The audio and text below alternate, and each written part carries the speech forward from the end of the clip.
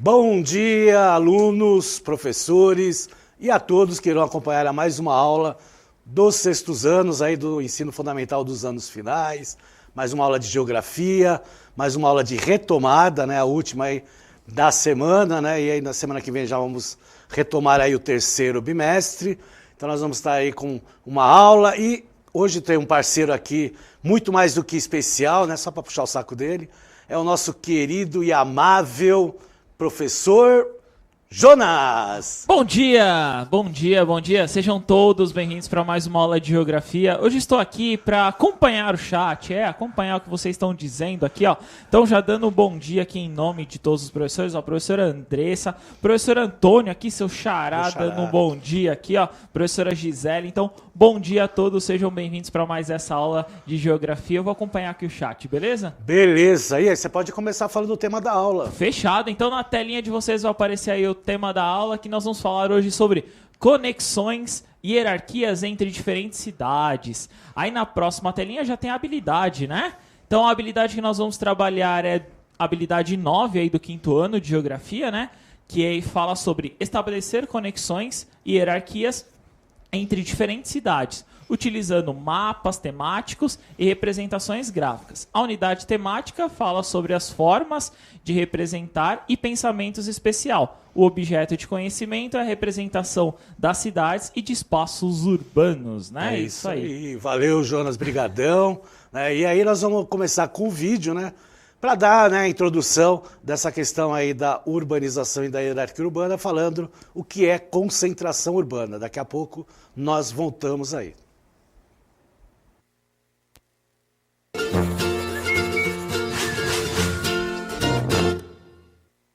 Olá, sejam bem-vindos ao IBGE Explica. Hoje falaremos sobre arranjos populacionais. Se você já passou dos 30 ou dos 40, provavelmente já se pegou algumas vezes dizendo: no meu tempo as coisas não eram assim.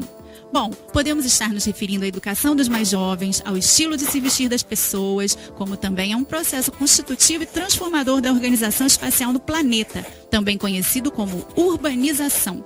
Historicamente, a noção de cidade tem sido atribuída à concentração de pessoas e à existência de um ambiente de trocas, de ligações, de transferências materiais e imateriais. Portanto, um ambiente que envolve fluxos, circulação e escalas variadas. No passado, a urbanização foi fundamentalmente um fenômeno associado ao aumento de população nas cidades e explicado pelo êxodo rural. Fato é que hoje mais da metade da população mundial reside em ambientes urbanos. Portanto, o mundo é majoritariamente urbano. No Brasil, esse índice supera os 80%. Se pensarmos que em 1960 apenas 45% dos brasileiros moravam em áreas urbanas, podemos ter uma noção da diferença dos cenários. Assim, ao IBGE, como órgão oficial de produção e análise de informações geográficas, é imprescindível a realização de uma leitura dessa realidade geográfica em constante transformação. É nesse contexto que surge o termo arranjo populacional. Um arranjo populacional é o agrupamento de 2 ou mais municípios entre os quais há uma forte integração populacional. Há 3 critérios para verificar se a integração é forte ou não. Utilizaremos como exemplo uma cidade A e uma cidade B. Basicamente, existe entre a população total que estuda e ou trabalha de A, uma alta porcentagem se deslocando para trabalhar e ou estudar em B, e vice-versa. Após realizarem suas tarefas, essas pessoas retornam às suas cidades de origem, o que chamamos de movimento pendular. A esse critério de integração, damos o nome de forte intensidade relativa. No caso de cidades muito populosas, como Guarulhos e São Paulo, o método anterior pode levar a índices baixos. Basta pensar que 1% de uma cidade de 1.000 habitantes equivale a 10 pessoas, mais 1% de uma cidade de 1 milhão equivale a 10 mil. Ou seja, embora a porcentagem seja baixa, há um grande volume de pessoas se movimentando. Portanto, estabeleceu-se que há uma forte integração quando o volume total de pessoas se deslocando para trabalhar e ou estudar entre 2 municípios é maior do que 10 mil. O nome técnico dado é forte intensidade absoluta. Um terceiro critério de forte integração é o da contiguidade das manchas urbanizadas. Quando olhamos fotos como essas, não temos a impressão de que as cidades são manchas? Então, quando a distância distância entre as bordas das manchas urbanizadas principais de 2 municípios é de até 3 quilômetros, temos um arranjo. Excetuando-se os arranjos originados por municípios que se desmembraram e geraram deste modo 2 municípios já integrados, os arranjos surgem naturalmente. Em geral, as interações ocorrem pela oferta desigual de moradia e trabalho entre os centros. Nessa equação, existem importantes fatores a serem considerados, como a facilidade de acesso, que inclui tanto a proximidade quanto a qualidade das rodovias, pontes e etc. O conceito é simples e fica mais fácil de entender quando pensamos numa situação hipotética. Vamos imaginar que a cidade A é uma cidade média cercada pelas cidades menores B, C e D. Um certo dia, diversas empresas começam a se instalar no centro de A. Os salários são atrativos e a demanda por trabalhadores é grande. A cidade começa a crescer, diversas pessoas se mudam para a cidade A em busca desses cargos. Universidades surgem para suprir a necessidade técnica das empresas. Abrem-se diversos restaurantes, consultórios médicos e supermercados para atender a essa crescente população. As cidades B, C e D não oferecem condições de trabalho ou educação equivalentes a A. Assim, diversas pessoas ou se mudam para A ou fazem os tais movimentos pendulares de que falamos anteriormente.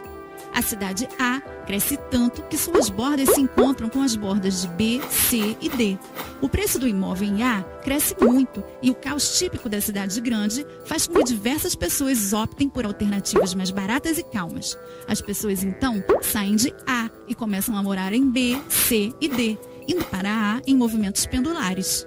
Em B, C e D, começam a surgir padarias, consultórios médicos, supermercados e até mesmo universidades para atender a essa nova população. Já deu para se ter uma ideia, não é? O que inicialmente eram 4 cidades distintas e de certa forma autônomas, se transformou em um arranjo populacional.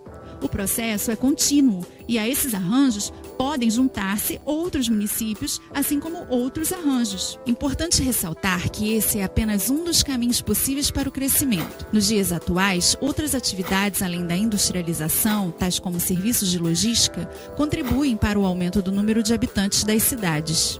Foram identificados no país 294 arranjos populacionais formados por mais de 900 municípios em 2010, que somam aproximadamente 107 milhões de pessoas, ou cerca de 56% da população residente no Brasil naquele ano. Hoje, vemos uma diminuição no ritmo de crescimento das maiores concentrações urbanas e incremento mais significativo para os centros de tamanho médio. De forma geral, muitas pessoas estão deixando as capitais dos estados para morarem em cidades do interior. Assim, quase todas as grandes aglomerações diminuíram o ritmo de crescimento entre as décadas de 1970 e 2010. Quer saber mais sobre o assunto? No portal do IBGE você pode encontrar muito mais informações, inclusive com uma publicação dedicada ao tema. Por hoje é só. Gostou do vídeo? Então curta e compartilhe. Não deixe também de assinar nosso canal e nos ajudar a disseminar informação pelo país. Até a próxima! Bom, é isso aí, né? O vídeo aí ele fala sobre a concentração urbana, ele fala sobre a questão das aglomerações, né? Então, assim, fatores positivos, né, que são aqueles fatores atrativos, fazem com que as cidades acabam sendo uma atração para as empresas e, consequentemente, para as pessoas também irem para essas cidades. Então, depende muito, não precisa necessariamente a cidade ser de grande porte. Ela pode ser média e pequeno porte. O interesse das empresas é que elas tenham, né, uma infraestrutura, né, para se colocar nessa cidade e, consequentemente, né, favorecer, né, a logística, principalmente da distribuição dos seus produtos, tá certo? Bom, antes de começar a aula, Jonas, eu recebi aqui, né, uma mensagem ontem, né, da professora Juliana, que recebeu uma mensagem de uma mãe, de um aluno que acompanha aí todas as aulas aí do 6º ano aí de geografia, logicamente também das outras disciplinas, também matemática, que é a mãe é a Rossana, né? Porque acho que tem 2 S, deve se falar Rossana, né? Domingues, é complicado a gente falar os nomes, porque, né? Sim, Aí ela é mãe do aluno Arthur Domingues Wiesel, do 6º A da Escola Virgínio Meloni, né? Essa escola fica na cidade de Santa Rosa de Viterbo, lá na região de Ribeirão Preto, né, a 380 quilômetros aqui da cidade de São Paulo. Então, um abraço aí, um beijão aí pro Arthur, né, e um abraço para a Rosana e todos aí da cidade aí, né, que faz parte da grande região de Ribeirão Preto. Tudo bem? Vamos lá para a hierarquia urbana. né, que é o que a gente usava até o início do século XXI, né, esses dois esquemas, né, o esquema clássico, né, que vem primeiro, na qual aí coloca lá a metrópole nacional no topo do esquema hierárquico, né, porque quando a gente fala numa hierarquia é um certo comando, né, um certo domínio.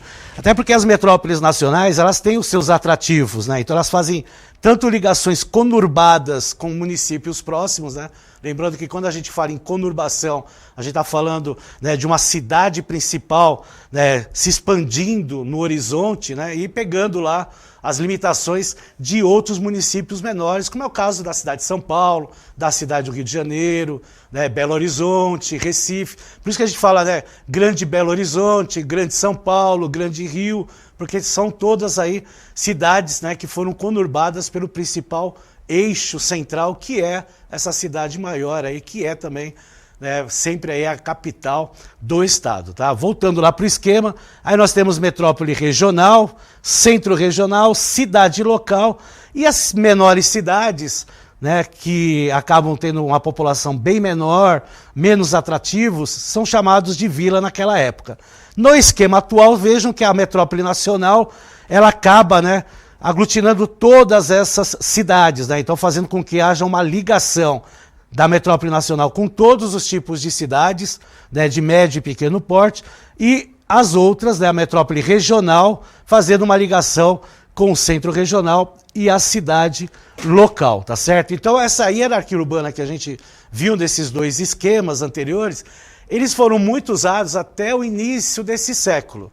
Tá? Depois o IBGE fez uma nova regionalização em 2007, e aí começou a colocar lá, né, aspectos diferenciados, né, e tirou essa palavra de vila, que até, né, Jonas, que é uma cidade, não tem muito sentido falar vila, porque quando você ensinava vila, o aluno tinha a impressão que era um bairro. Eu ia falar isso pra você, inclusive eu ia te perguntar, a vila não é um bairro? Por exemplo, você já me conhece, eu sou aqui perto da Vila Aricanduva, moro aqui na capital. É uma vila, né? Não deixa de ser uma vila. É. Eu fiquei pensando ali, a vila, ela é tão grande assim no esquema? É porque a gente tem cidades de 1.000 habitantes, 2.000, que aqui na São Paulo, por exemplo, você tem vilas, bairros, né, que denominadas vilas, que tem muito mais que isso. Sim. Né? Então fica uma coisa meio estranha.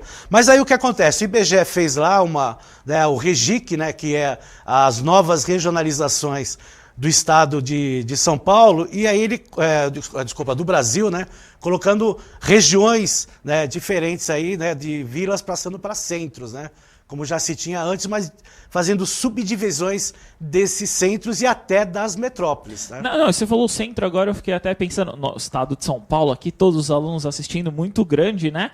E eu tenho certeza que essas empresas estão no interior, né? Que a gente até comentou aqui durante o vídeo, né? Então existem esses polos no nosso interior aqui da capital, né? Esses polos técnicos, né? Eu lembro muito de Franca, né? Isso. Que é um polo tecnológico também, é um polo, né, tradicional do calçado, que aí faz parte da questão do comércio, da globalização.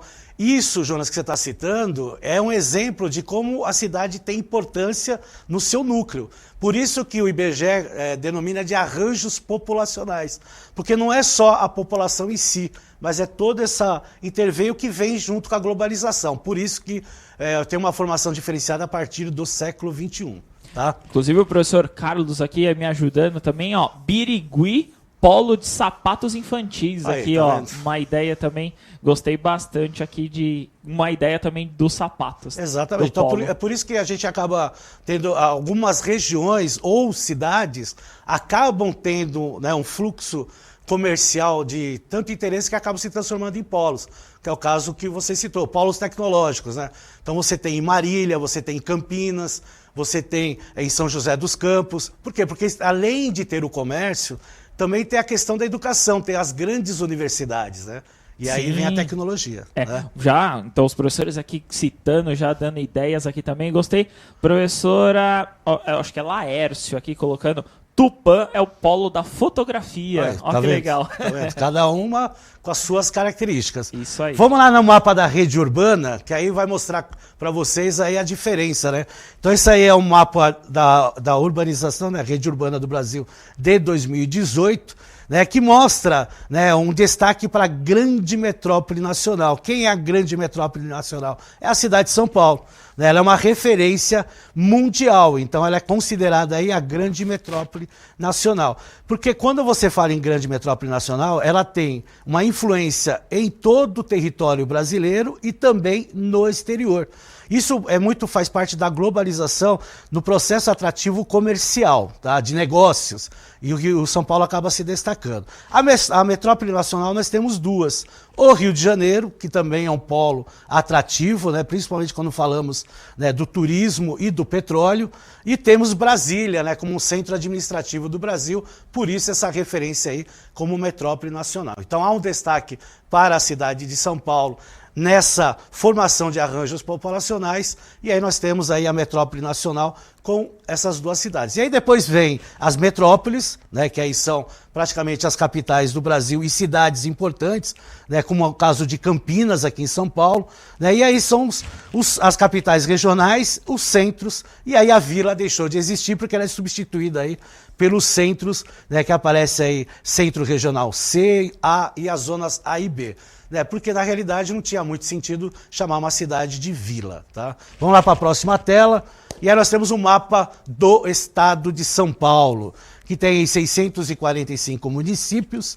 Ele é dividido em 42 regiões de governo, que a gente vai ver os mapas aí, 14 regiões administrativas, 3 regiões metropolitanas, São Paulo, Baixada Santista, né, e que forma aí a região administrativa de Santos, e a região administrativa de Campinas, tá certo? Que são formações aí, né, como Campinas e Baixada Santista tem uma formação muito parecida com São Paulo, logicamente, né, cada uma de acordo com as suas especificações, né?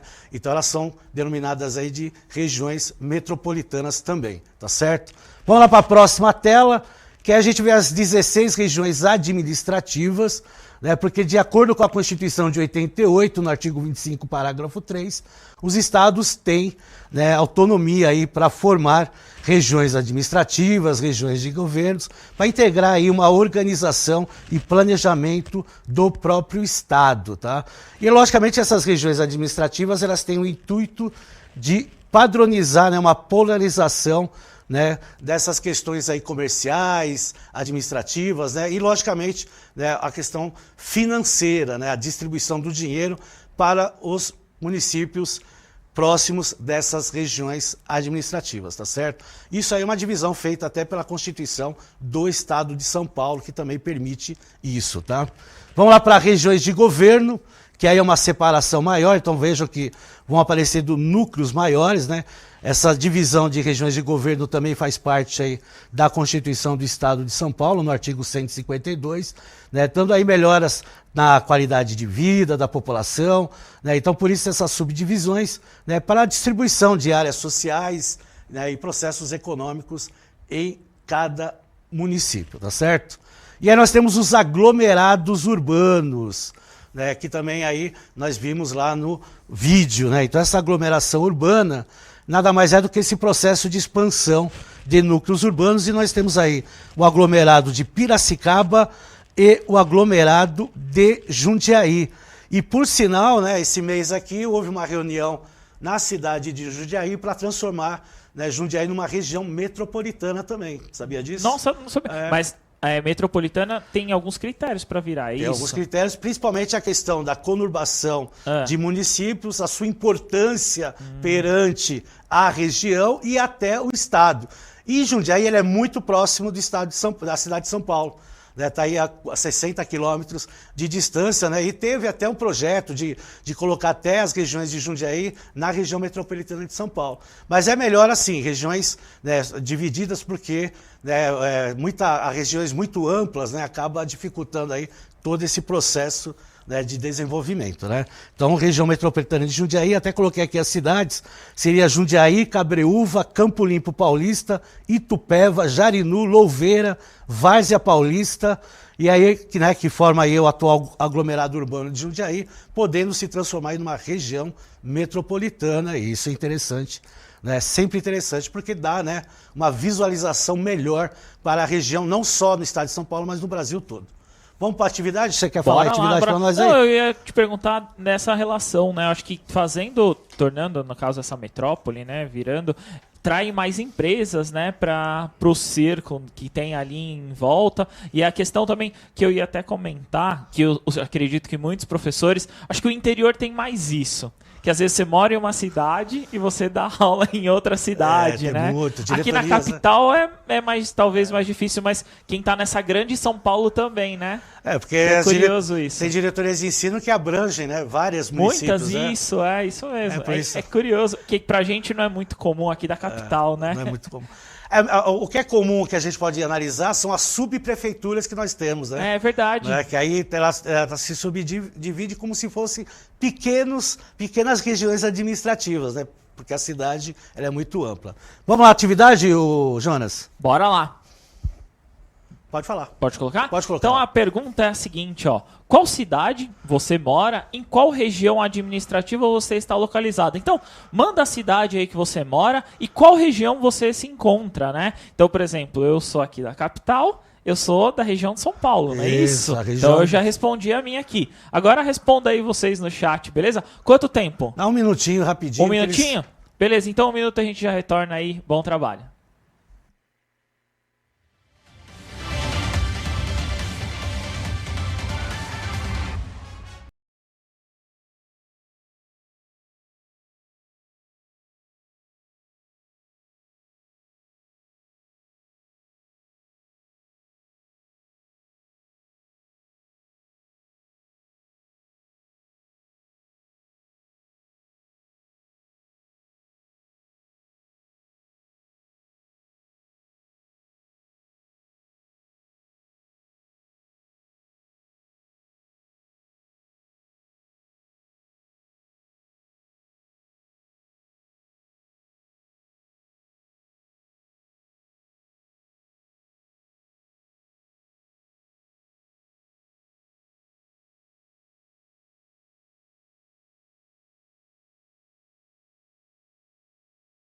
Retornamos aqui, ó. Encontrei algumas respostas, Antônio, do seguinte, ó. Professora Cristiano, colocando assim.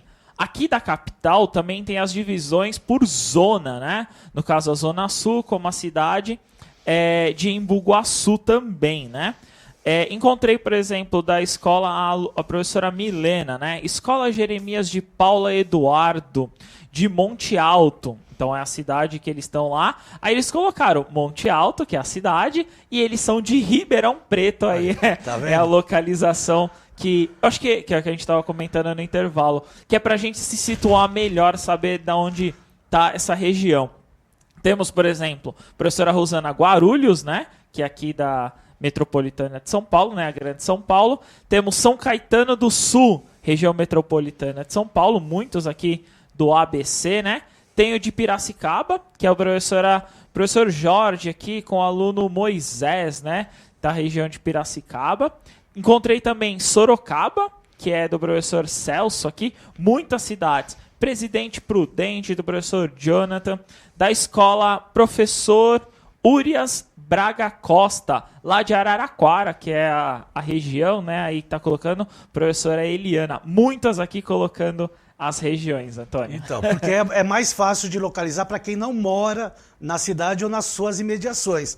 São 645 municípios, né? Isso, é muito, então, né? Quando você fala de uma cidade lá e fala a região, Ribeirão Preto, né, que ela tem um maior conhecimento, como aqui em São Paulo, né, que tem a região metropolitana de São Paulo, que ela também tem as suas divisões. Vamos lá para o próximo mapa do estado de São Paulo, né? Aquele foco vermelho lá é a região metropolitana de São Paulo. É a cidade de São Paulo, mais os 38 municípios que foram conurbados por essa cidade, né? A cidade maior aí, porque a gente vai ver já no próximo mapa, né? A região metropolitana de São Paulo, e você vê lá em cinza, né? A cidade de São Paulo se destacando aí, porque ela acaba conurbando aí todas essas regiões aí. E a nossa região metropolitana ela é dividida em sub-regiões aí, como até o professor citou aí, Embu, né? Embu-Guaçu, né? Isso mesmo. Então nós temos aí a região em vermelho, que é a sub-região norte, em verde nós temos a sub-região leste, em azul nós temos a sub-região sudeste, o roxo sub-região sudoeste e o amarelo a sub-região oeste, né? Então temos aí 39 municípios, incluindo o principal deles aí, que é a cidade de São Paulo. Vamos lá para a próxima imagem, que é uma imagem de satélite muito interessante. Eu sempre gosto de colocar essa imagem aí, porque mostra lá, né, aquele foco, né, totalmente, né, povoado, né, que está claro, né, aquele clarão, né, no meio. Parece que a areia né, do mar, né? Exatamente. É a ocupação né, populacional da região metropolitana de São Paulo. Vamos já para a próxima imagem, que é uma outra imagem de satélite também interessante, que mostra aí tanto a região metropolitana de São Paulo como outras cidades, como Piracicaba, que está a 150 quilômetros mais ou menos aqui da cidade, Sorocaba, 96 quilômetros, Santos, que está a 87 quilômetros, interessante. Essa é uma imagem de satélite à noite, lógico que né, são várias imagens né, montadas aí no quebra-cabeça e colocou essa imagem principal. Na próxima tela, nós temos aí o deslocamento pendular, né, do gráfico, né, mostrando aí das pessoas que migram né, diariamente né, da cidade de São Paulo para outros pontos ou vice-versa. Ou por trabalho, que é mais de 84%, ou porque estudam, que é 11%, ou porque trabalham e estudam, que é em torno de 5%. E para finalizar, as 4 maiores concentrações urbanas do Brasil, está aí na tela, São Paulo em primeiro, Rio de Janeiro em segundo, Belo Horizonte em terceiro, Recife em quarto, com uma maior concentração urbana. Para saber mais, tem aí um link aí do Investe São Paulo, que tem vários dados aí do nosso estado, printem a tela. Obrigado a todos pela participação. Jonas, valeu essa parceria. Obrigado a todos aí. Já que você comentou também, eu queria mandar um abraço pro Recife aí, eu conheço alguns professores lá que tem um centro de mídias lá também. Um abraço a todos aí. Não esqueçam de avaliar a nossa aula. Um abraço. Isso aí. Tchau, tchau.